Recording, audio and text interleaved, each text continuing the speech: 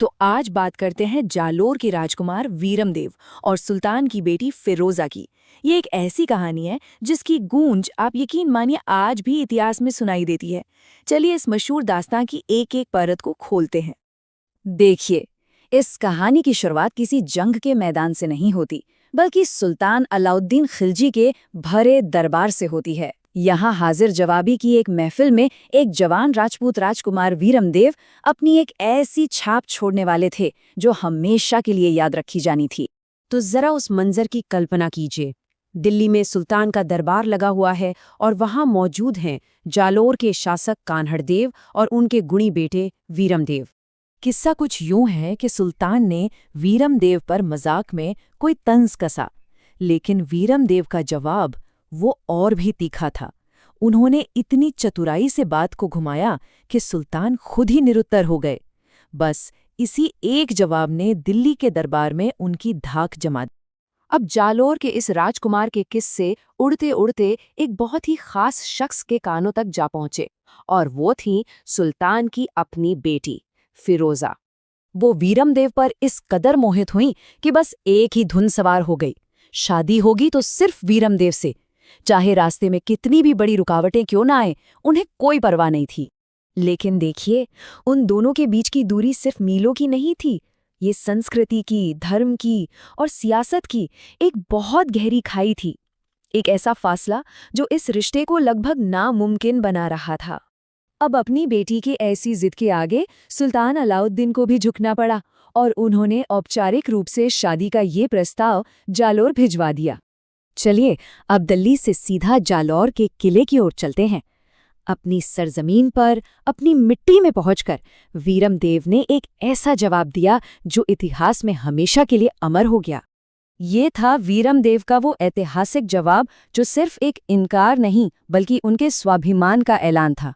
इस राजस्थानी दोहे का मतलब है, अगर मैं किसी तुर्क महिला से शादी करूं तो मेरे मामा के कुल यानी भाटी और मेरे पिता के कुल यानी चौहान दोनों की इज्जत पर दाग लगेगा, और ऐसा होने से तो बेहतर है कि सूरज पश्चिम से उग जाए। मतलब ये काम नामुमकिन है। ये एक काव्यात्मक लेकिन उतना ही दृढ़ संकल्प था, जहां कुल का सम्मान अपनी जान से भी ऊपर था।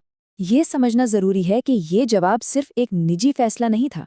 नहीं, ये एक राजनीतिक ऐलान था।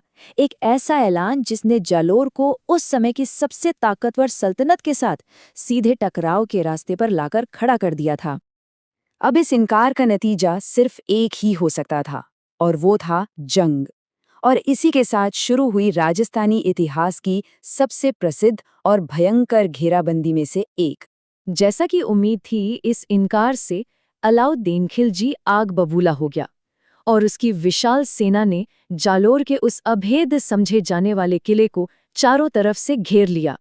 जब महीनों तक ताकत से किले की दीवारों को नहीं तोड़ा जा सका, तो सुल्तान ने धोखे का सहारा लिया। उसने किले के ही एक सैनिक बीका दहिया को लालच दिया, और उसने किले का एक राज खोल दिया। दीवार का एक हिस्सा कच्ची ईंटों से बना है। बस फिर क्या था, रातों रात वहां राई के बीज बोए गए जो अंकुरित होकर उस कमजोर जगह को उजागर कर गए। और इसी घटना से ये मशहूर कहावत जन्मी, राई रा भाव राती गया। मतलब सुल्तान ने जरूरत के वक्त तो बीजों के लिए मुंह दाम दिए, लेकिन सुबह होते ही उनकी कोई कीमत नहीं रही। ये कहावत आज भी एक ऐसे मौके के लिए इस्तेमाल होती है जो हाथ से निकल चुका हो। लेकिन इस विश्वासघात की कहानी में वफादारी की भी एक मिसाल है। जैसे ही बीका दहिया की पत्नी हीरा दे को अपने पति की गद्दारी का पता चला, उसने खुद ही उसे मौत के घाट उतार दिया। आखिरकार जब किले की दीवार टूटी, तो वीरमदेव और उनके पिता कान्हड़देव ने अंतिम युद्ध का नेतृत्व किया। इसे साका कहते हैं। ये एक ऐसा आत्मघाती युद्ध था जिसमें राजपूत योद्धा केसरिया बाना पहनकर आखिरी सांस तक लड़ते थे, ये जानते हुए भी कि जीतना नामुमकिन है। इस कहानी का अंत कई दुखद घटनाओं के साथ होता है। वीरमदेव और जालोर के सभी योद्धा लड़ते लड़ते वीरगति को प्राप्त हुए।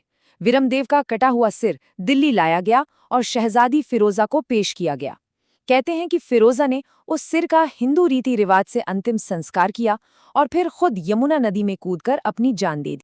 लोक कथाओं में तो ये भी कहा जाता है कि जब वीरमदेव का सिर फिरोजा के सामने पेश किया गया, तो उस बेजान सिर ने भी अपना मुंह फेर लिया। ये एक बहुत शक्तिशाली प्रतीक था, मानो मृत्यु के बाद भी उनका इनकार कायम था। आखिर में वीरमदेव और फिरोजा की कहानी एक जटिल सवाल छोड़ जाती है। क्या ये प्रेम की कहानी थी, या सम्मान की, या फिर एक दुखद त्रासदी? इसका असली मतलब क्या था, ये आज भी इतिहास के पन्नों में गूंजता है और हमें सोचने पर मजबूर करता है।